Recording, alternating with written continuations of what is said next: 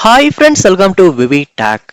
இந்த வீடியோல நம்ம ஸ்னாப்சாட்ல எப்படி டிஸ்ப்ளே நேமை சேஞ்ச் பண்ணலாம் அப்படின்றத தான் பார்க்க போறோம். ஸோ வாங்க வீடியோக்குள்ள போகலாம். வீடியோ கடைசி வரைக்கும் ஸ்கிப் பண்ணாம பாருங்க. இதான் நம்ம சேனலுக்கு ஃபர்ஸ்ட் டைம் வந்திருப்பீங்களா இருந்துச்சுன்னா நான் தான் விக்னேஷ். மறக்காம நம்ம சேனலை சப்ஸ்கிரைப் பண்ணிட்டு அப்படியே பார்த்துட்டு பெல் ஐக்கனையும் கிளிக் பண்ணிருங்க. இந்த வீடியோல நம்ம ஸ்டெப் பை ஸ்டெப்பா எப்படி ஸ்னாப்சாட்ல டிஸ்ப்ளே நேமை சேஞ்ச் பண்ணலாம் அப்படின்றத பார்ப்போம். ஃபர்ஸ்ட் ஸ்டெப்பா நீங்க என்ன பண்ணணும்னா ஸ்னாப்சாட் ஆப்பை ஓபன் பண்ணிருங்க.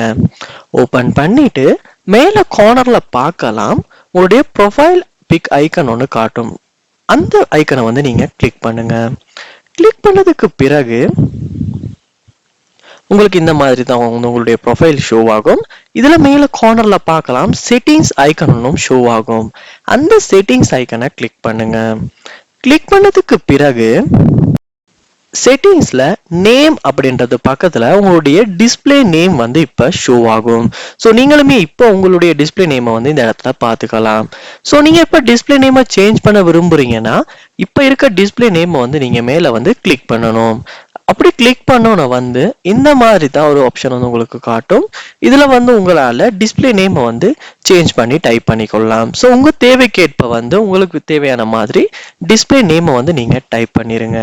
டைப் பண்ணதுக்கு அப்புறமா கீழே சேவ் அப்படின்ற ஒரு ஆப்ஷன் கொடுத்துருப்பாங்க.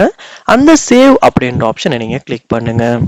கிளிக் பண்ணோன்னு இப்ப பார்க்கலாம் நேம் பக்கத்துல நம்ம சேஞ்ச் பண்ண நேம் அப்டேட் ஆகிருச்சு. ஸோ இப்படித்தான் ஸ்னாப்சாட்ல டிஸ்ப்ளே நேமை நம்ம சேஞ்ச் பண்றது.